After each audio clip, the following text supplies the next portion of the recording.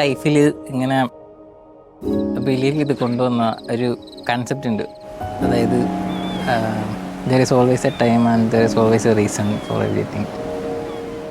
ആ രണ്ട് കാര്യങ്ങൾ അതിൽ മാത്രം സ്റ്റിക്ക് ഓൺ ചെയ്ത് ആ ഒരു കൺസെപ്റ്റിൽ മുമ്പോട്ട് പോയിക്കൊണ്ടിരുന്നിട്ടും എൻ്റെ ലൈഫിൽ എനിക്ക് ഞാൻ വിചാരിച്ച പോലത്തെ ഗ്രോത്തും അല്ലെങ്കിൽ നമ്മൾ എക്സ്പെക്റ്റ് ചെയ്യുന്ന റിസൾട്ടും ഇല്ലാണ്ടായപ്പോൾ എനിക്ക് തോന്നിയ ഒരു കാര്യമാണ് അതിൻ്റെ കൂട്ടത്തിൽ നമ്മൾ ചെയ്യേണ്ട കാര്യങ്ങളും കൂടി ചെയ്യണം എന്നുള്ളൊരു തിരിച്ചറിവ് എനിക്ക് കുറേ കൊല്ലം കഴിഞ്ഞിട്ടുണ്ടായ. അപ്പോൾ ഞാനിപ്പോൾ ആ ടൈമിൻ്റെ റീസണിൻ്റെ കൂട്ടത്തിൽ ഒരു വേർഡും കൂടി ആഡ് ചെയ്തു, ടൈം, റീസൺ ആൻഡ് എഫേർട്ട്.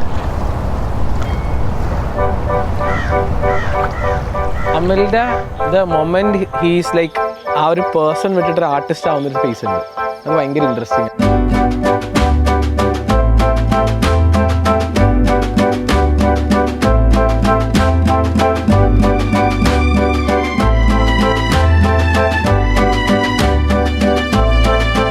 ഒരു വര ഞാൻ വരയ്ക്കുന്നത് ഇതിൻ്റെ അകത്ത് ക്ലിയറായിട്ടൊരു വേർഡോ ഒരു ലെറ്ററോ വിവിഡായിട്ട് കാണാൻ പറ്റിയെന്ന് വരില്ല. പക്ഷെ ഞാനൊരു വര വരയ്ക്കുന്നത് അല്ലെങ്കിൽ ഒരു കുത്തിടുന്നത് ഞാനൊരു മനസ്സിലൊരു വാക്ക് വിചാരിച്ചോ ഒരു സെൻറ്റൻസ് വിചാരിച്ചോ ആയിരിക്കും. അതിൻ്റെ ഏറ്റക്കുറച്ചിലും അതിൻ്റെ ഫിറ്റ്നസ്സും അതിൻ്റെ സ്ട്രോക്കും ആ കാര്യങ്ങളൊക്കെ എൻ്റെ മനസ്സിലെ ഇമോഷൻ്റെ ഒരു റിഫ്ലക്ഷനാണ് അതിലുള്ള ഓരോ കുത്തും കോമയും എല്ലാം.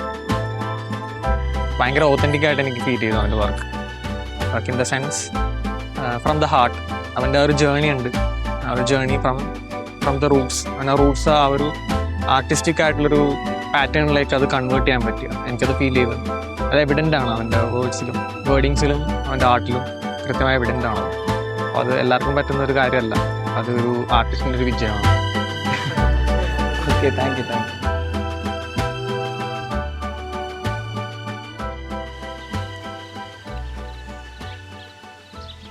ചേട്ടായി കഴിഞ്ഞ കുറേ വർഷങ്ങളായിട്ട് ഏറ്റവും കൂടുതൽ സ്പെൻഡ് ചെയ്തിരിക്കുന്നത് എനിക്ക് തോന്നുന്നു വീട്ടിലെ ചേട്ടായുടെ മുറിക്കകത്താണ്. പക്ഷെ നമ്മളെല്ലാവരും ചേട്ടായുടെ അടുത്ത് എപ്പോഴും പറയുന്ന ഒരു കാര്യം ഉണ്ടായിരുന്നു, ആ മുറിക്കൊന്ന് പുറത്തിറങ്ങി അതിലെല്ലാ കാര്യം എന്നൊക്കെ.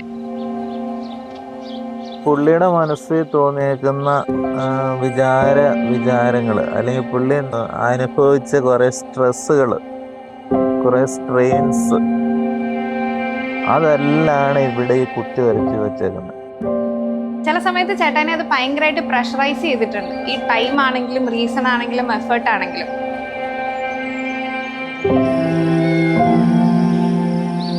എൻ്റെ ലൈഫ് മൊത്തം വന്ന് നിൽക്കുന്ന ഒരു പോയിൻ്റാണിത്.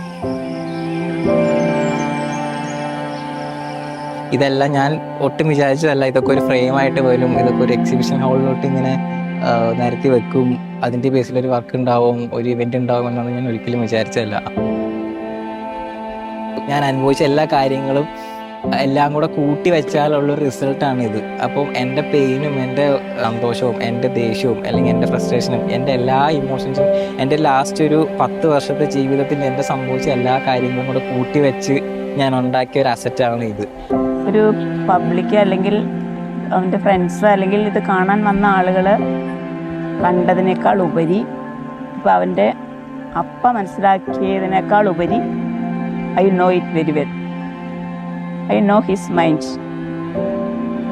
എനിക്കറിയാം.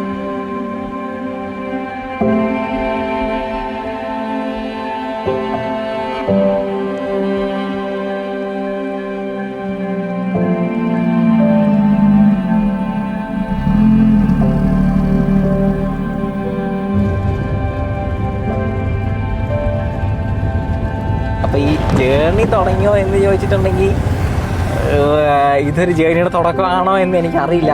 ആണെങ്കിൽ നല്ലത് എന്നുള്ളൊരു വിശ്വാസം മാത്രമേ ഉള്ളൂ. എൻ്റെ ഒരു ലാസ്റ്റ് ഒരു 10 വർഷത്തെ എൻ്റെ ലൈഫിൻ്റെ മൊത്തത്തിലുള്ളൊരു ഒരു സാധനമാണ് ഇപ്പോൾ ഈ നടന്നുകൊണ്ടിരിക്കുന്നത്.